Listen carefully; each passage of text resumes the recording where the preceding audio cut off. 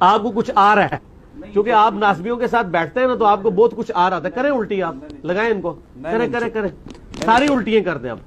نہیں, میں صرف یہ کہہ رہا ہوں, آپ نے جس طریقے سے کہا کہ ابو بکر جو ہیں وہ کبھی یہ دعویٰ نہیں کریں گے. ہاں نہیں کریں گے, صحیح ہے. تو میں تو یہ کہہ رہا ہوں کہ حضرت علی نے بھی کبھی دعویٰ نہیں کیا کہ میں ابو بکر سے افضل ہوں. پھر تو کیا ضرورت ہی نہیں, وہ تو ایک ٹاپک لاتا ہے نا.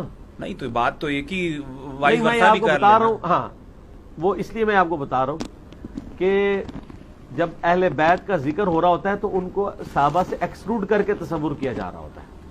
حضرت علی تو نہیں کریں گے, حضرت علی تو اور بھی کسی کے ساتھ نہیں کریں گے. وہ تو کہیں گے ومن احسن قولا ممن دعا الی اللہ وعمل صالحا وقال اننی من المسلمین.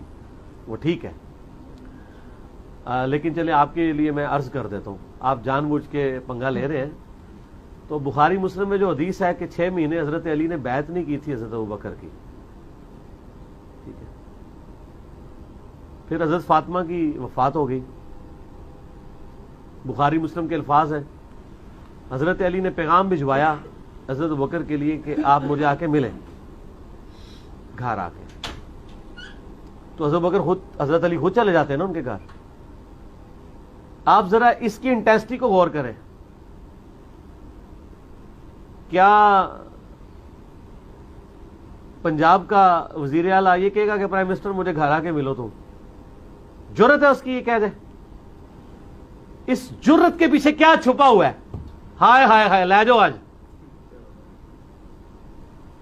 یہ جرت کے پیچھے کیا چھپا ہوا ہے کہ مجھے آ کے ملو, اور ملنے والا بھی آ رہا ہے. وہ کہ میں خلیفہ ہوں, پوری امت نے مجھے بیعت کی ہے, مجھے بلا رہا ہے اپنے گھر میں. ان کی عاجزی اپنی جگہ ہے, لیکن حضرت علی کا جو ایکٹ ہے یہ کیا شو کر رہا ہے؟ ان کو پتا تھا اہل بیت کا سٹیٹس کیا ہے. اور پائی سد سکتے نے, انہوں نے گھر دین نازل ہویا ہے. ابو بکر نے دین قبول کیتا ہے نا, علی نے تو گھر دین آیا ہے. اور ساتھ کہا کہ کسی کو ساتھ لے کے نہیں آنا. اور حضرت عائشہ کے الفاظ ہیں بخاری مسلم میں کہ وہ عمر کے جانے کو ناپسند کرتے تھے حضرت علی. کیوں؟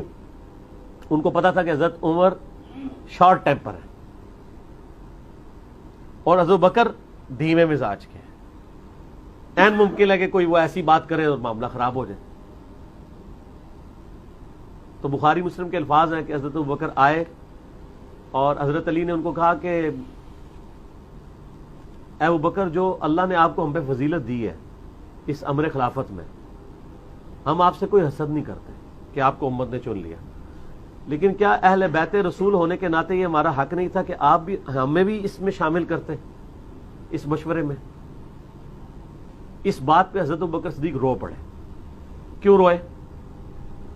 ہونا تو چاہیے تھا کہ جس طرح آج ناسبی کھڑے ہو کے تو بڑے بڑے جواب دے رہے ہیں, تو حضرت ابوبکر بھی ایک جواب گاڑ کے بتا دیتے کہ یار علی تجھے نہیں پتا یار کتنی مصیبت تھی, وہ سعد ابن عبادہ نے اپنا وہ لادہ ایک مسئلہ کھول لیا تھا, یہ تھا وہ تھا.